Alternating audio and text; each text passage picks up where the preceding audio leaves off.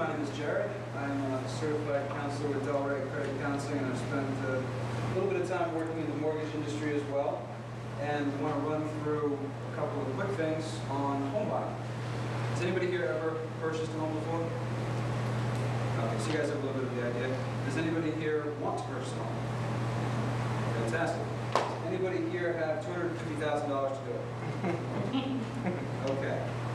Just to give a quick bit of insight on what to do before you start looking for a house, or even with a car, any major purchase. That free credit report site that Peter just gave will give you access to your credit report. 70% of consumers that pull a copy of their credit report find some type of inaccuracy. You want to make sure that what's on your credit report is actually correct before you start to shop. We recommend 90 days because it does take 30 or 60 days to change inaccurate information. Jared.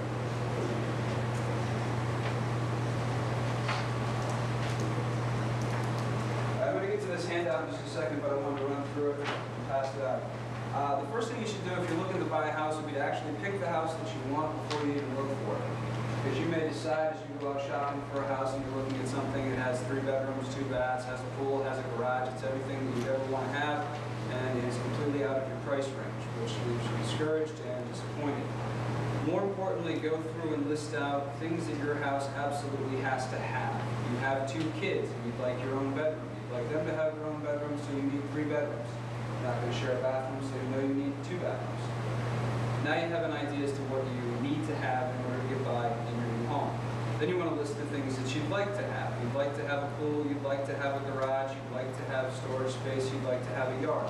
Those are the negotiables when you actually start to look for your property. That's where you can make concessions. Then you want to list out the things that you don't want. You don't want to live off the Sawgrass Expressway because it's loud, or you don't want to live in a gated community because you don't want to wait for the gate to go off when it's broken. Whatever the case may be, things that you absolutely don't want to deal with in your home. Once you have all that put together, you want to figure out how much house you can afford.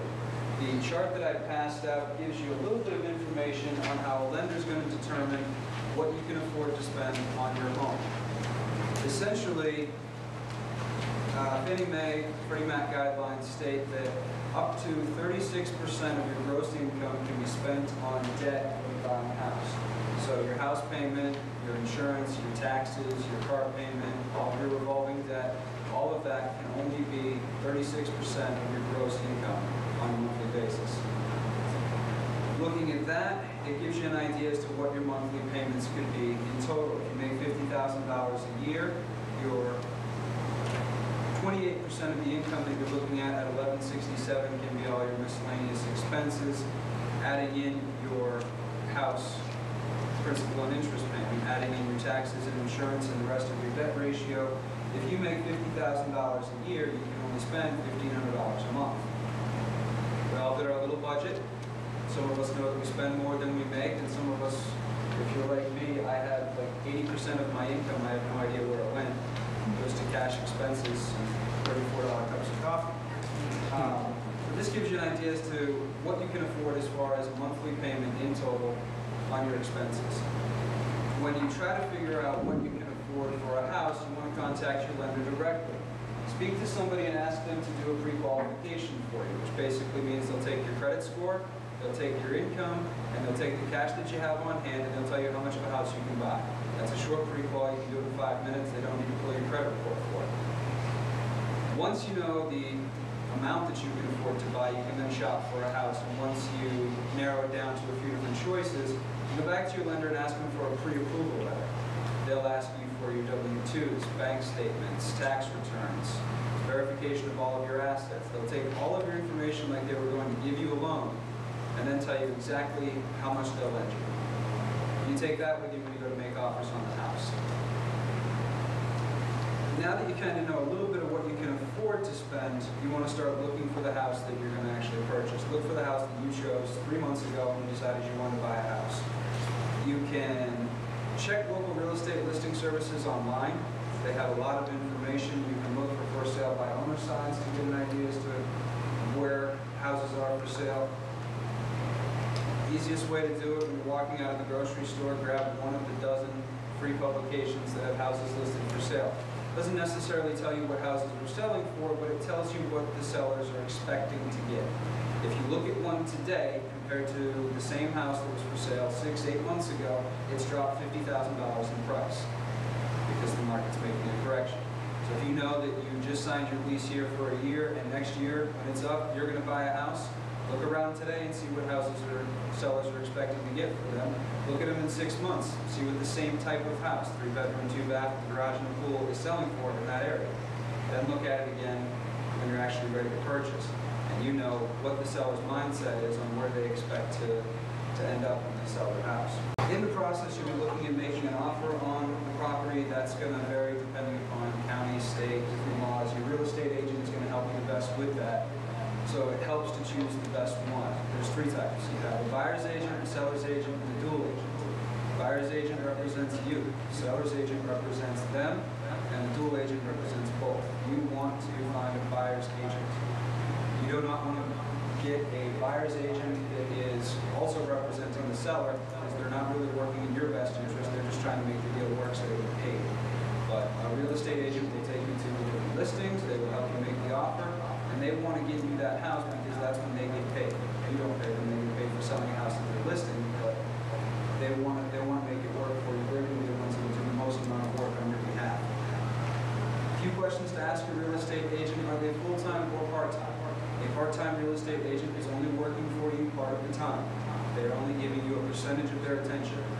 You want a full-time real estate agent, and you want to ask how long they've been doing it. Real estate agents, it's a commission-only pay structure, so somebody who's been doing it for 4 or 5 years is good enough to make a living to keep doing it for 4 or 5 years. Somebody might skate by for 6 months to a year without being very good at it and still be in the industry. Everybody starts somewhere, but you're making the biggest investment of your life for most people. You want somebody who's done this before and has the experience of getting it done. That's the best choice to go with.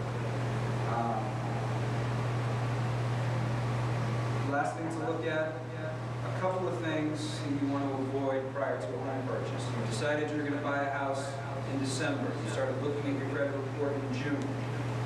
Don't apply for anything. Don't apply for a credit card. Don't apply for a store charge card. The refrigerator stops working as well. Deal with it for 6 months, whatever the case may be. Don't take out additional credit. Pay off as much of your credit card balances as you can. If you're looking to put a down payment down, try to build that up to the highest amount that you can get it to.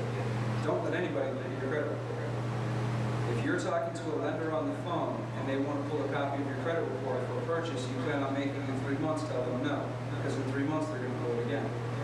If you can tell them what your credit score is, if you can tell them what your accounts are, what the balances are, what the payments are, there's no information they're going to get off of your credit report that you can't tell them.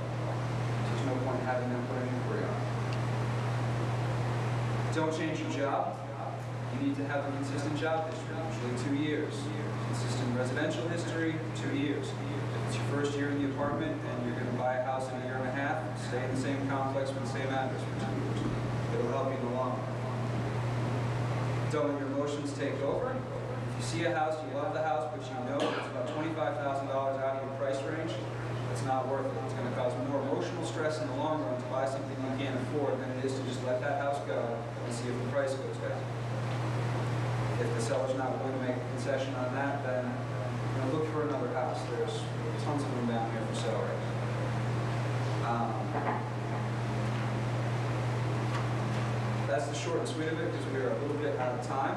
Anybody have any questions on any of the stuff I just went through?